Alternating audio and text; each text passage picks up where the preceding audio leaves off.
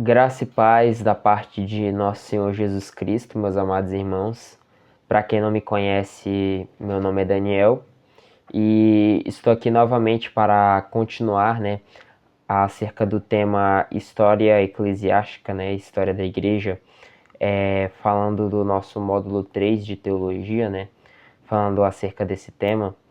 E nesse vídeo de hoje iremos falar sobre o nascimento do monasticismo e os maus resultados, os resultados que trouxe, essa questão, e a avaliação também. Primeiro, a gente vai ler aqui na página 109, o nascimento do monasticismo, que diz o seguinte: fatores que contribuíram para a entrada de multidões na igreja impediu-a de manter qualquer santidade dos primeiros séculos. A maioria dos que entrava na igreja eram realmente pagãos, gente de vida reprovável. Era natural que aparecesse uma queda do nível moral do caráter cristão. Por esse tempo, muitíssimos cristãos sinceros tornaram-se ansiosos por uma vida mais elevada, mais piedosa do que a que existia ao seu redor. Por isso foi que surgiu essa forma de vida, o monasticismo. Noutras palavras, o que levou homens a se tornarem monges foi o desejo de salvação. Era uma vida separada do mundo, portanto pensava ser livre de embaraços que a vida cristã encontra na sociedade. Ajudava pessoas a crucificar a carne e desenvolver a vida espiritual. O movimento começou no Egito com Antônio, natural de Roma, que teve a duvidosa honra de ser o primeiro monge. Tinha já existido antes dele, mas foi ele o primeiro que adotou a vida de claustro, retirando-se completamente do mundo. Com 20 anos de idade, ele vendeu seus bens, deu dinheiro aos pobres e retirou para uma solitária caverna para levar uma vida de meditação. Diz que foi levado a dar este passo por ter ouvido a palavra do Salvador. Vende tudo o que tu tens, reparte pelo pobre e terás um tesouro no céu. Sua vida de santidade deu-se tamanha reputação que outros passaram a viver perto dele em várias cavernas ou cabanas. Como nunca organizou esses seguidores na comunidade, cada um praticava a vida ascética de um eremita dentro de sua própria caverna ou cabana. O monasticismo espalhou-se devido à fama de Antônio e antes de chegar ao fim do século em todas as terras do mundo cristão, Ásia Menor e Europa. No Oriente, cada um vivia em sua própria caverna ou cabana, ou mesmo em cima de um pilar, depois de viver enterrado até o pescoço por vários meses, resolveu alcançar a santidade sentando-se numa estaca. Falando aqui acerca de Simão o Estilista, que viveu ali por volta do ano 386 a 460. Ele passou 30 anos sobre um tipo de coluna de 18 metros perto de Antioquia. Na Europa, viviam em comunidades chamadas mosteiros, dividindo o tempo entre o trabalho e os exercícios religiosos. Tornaram-se numerosas comunidades necessárias a alguma forma de organização ao governo, de modo que nesse período surgiram 4 grandes ordens. A primeira dessas ordens foi a dos Beneditos, fundada por São Bento em 529, em Monte Cassiano, entre Roma e Nápoles. Essa ordem tornou-se a maior de todas as ordens monásticas da Europa, e no início de sua existência promovia a evangelização e a civilização do norte. Os cistercienses surgiram em 1098 com o objetivo de fortalecer a disciplina dos Benedito, que se relata. Seu nome deve-se à cidade francesa de Citeaux, onde foi fundada, virando aqui a página, onde foi fundada em 1029 por São Roberto.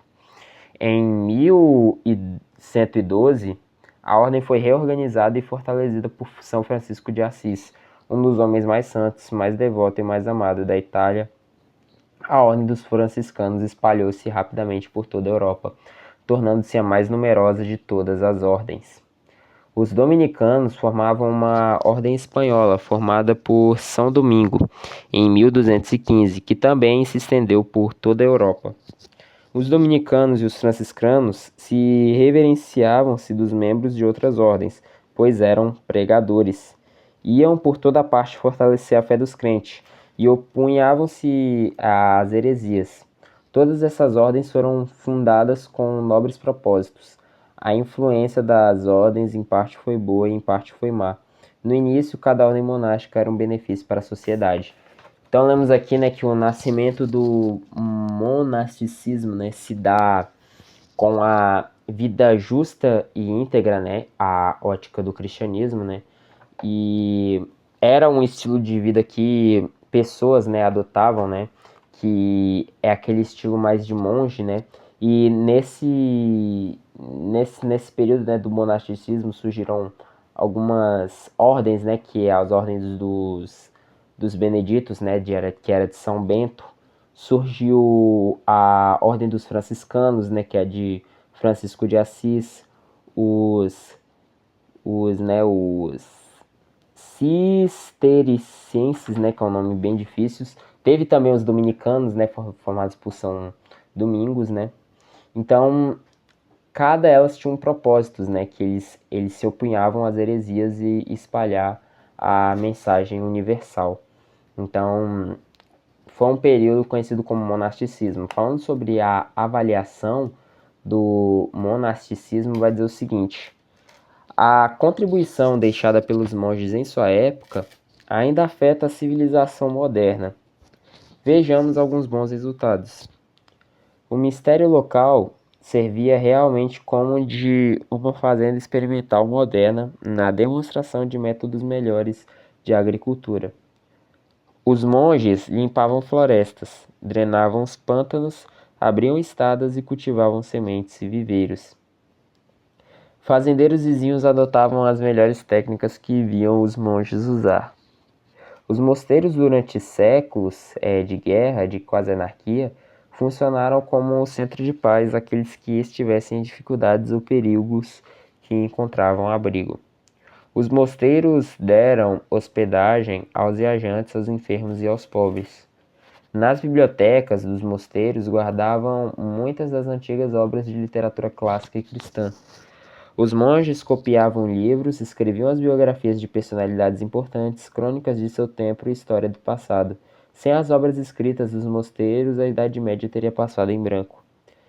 Os monges, com os principais professores da juventude, isto é, praticamente os únicos, quase a totalidade das universidades e das escolas da Idade Média foram criadas nas abadias e nos mosteiros, né?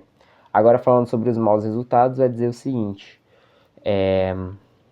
apesar de bons resultados que emanaram do sistema monástico, também houve péssimos resultados. Muitos dos melhores homens e mulheres do império foram desviados para dentro dos mosteiros, perdendo o mundo já tão necessitado a possibilidade de contar para a sua contribuição. Ademais, o celibato impossibilitou a esses homens e mulheres o casamento, conseguinte a criação de crianças melhores. Isso gerou um padrão de moralidade para o monge, o celibato, e outro para o homem comum. No entanto, quando essas ordens se tornaram ricas, caiu em grosseira imoralidade, né? Então, lemos aqui, né, maus resultados, né? Falando de uma avaliação aqui desse período, né, do monasticismo, né? Onde acabou acarretando por grosseira imoralidade, conforme diz aqui o tópico de maus resultados. Então eu vou ficando por aqui. Próxima aula iremos falar sobre o maometanismo, né, e o crescimento, né, que se dá a essa questão.